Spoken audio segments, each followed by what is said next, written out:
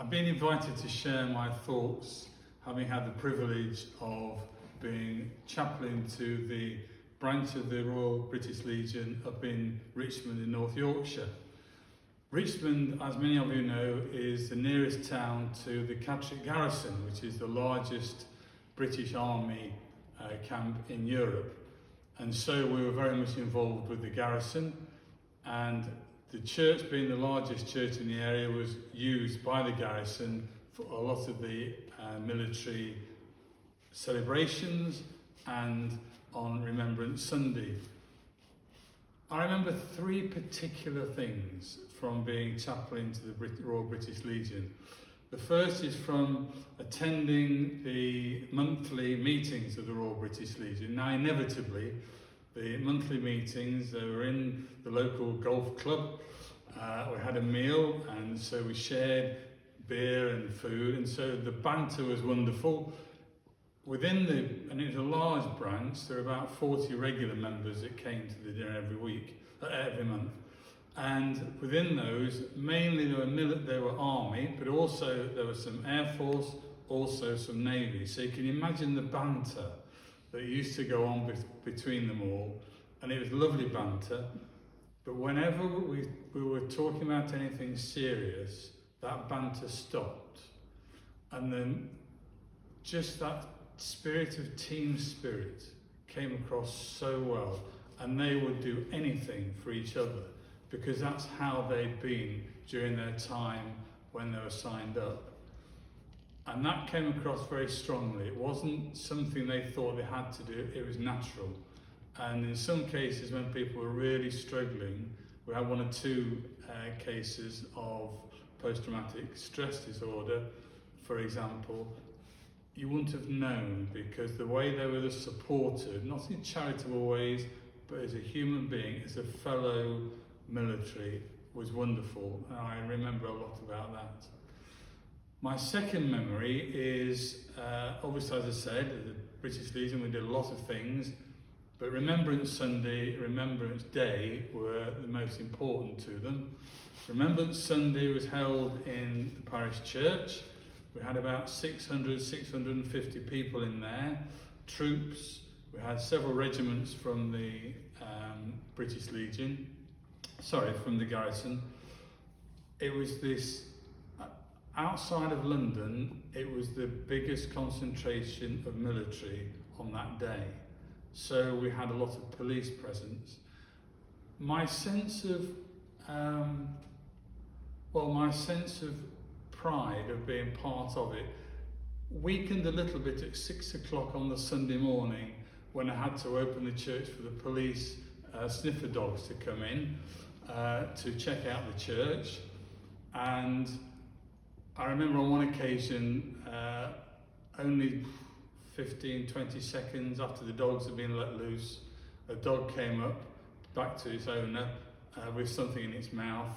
The officer turned around and said, "Padre, did you realise that in the choir stores you have a large amount of chocolate wrapping?"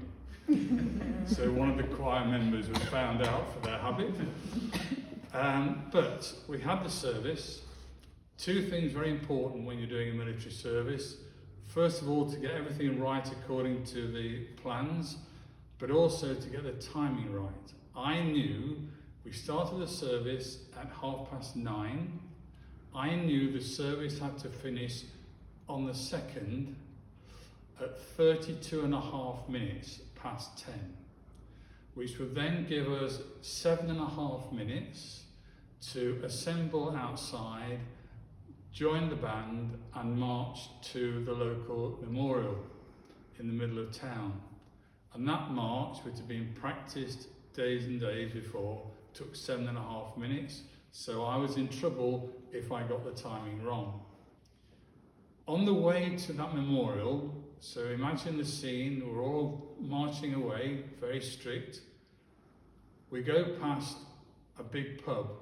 I don't want to advertise pubs, but it rhymed with Featherstone. And this pub was open on Sunday mornings for breakfast and things. And as we walked by, and now think about it, as we walked by, young men who were from the garrison but were not on duty came out.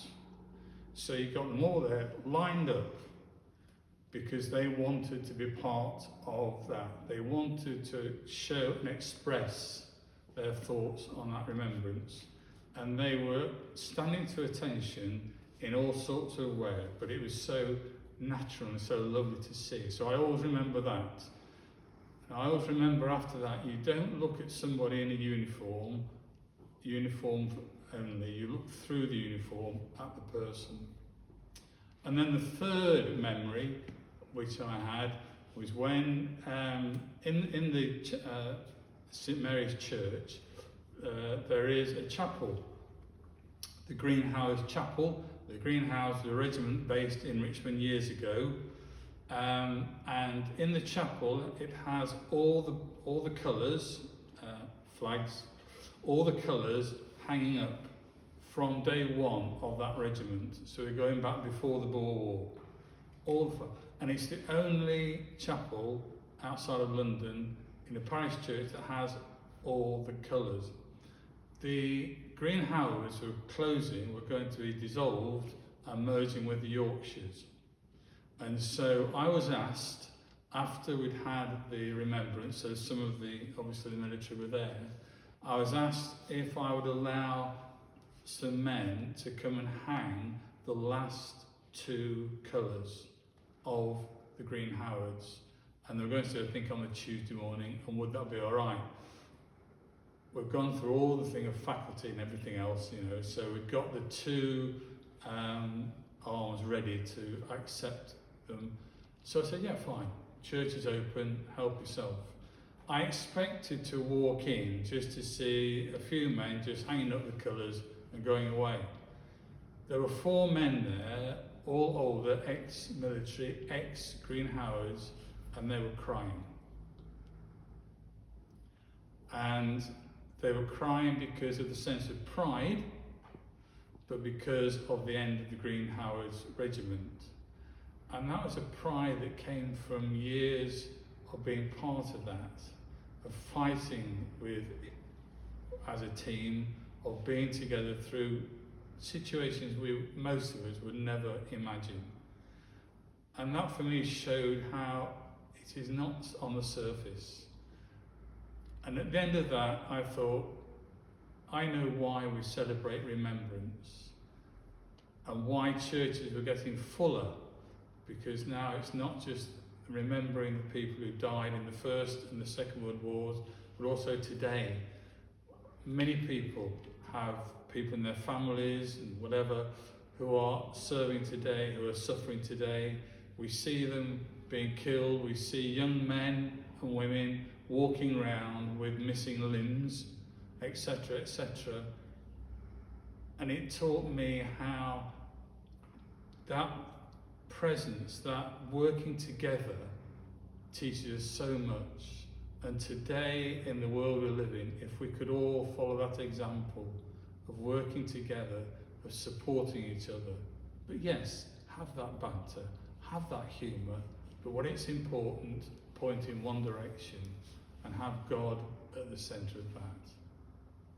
That's my recollection of being British Legion.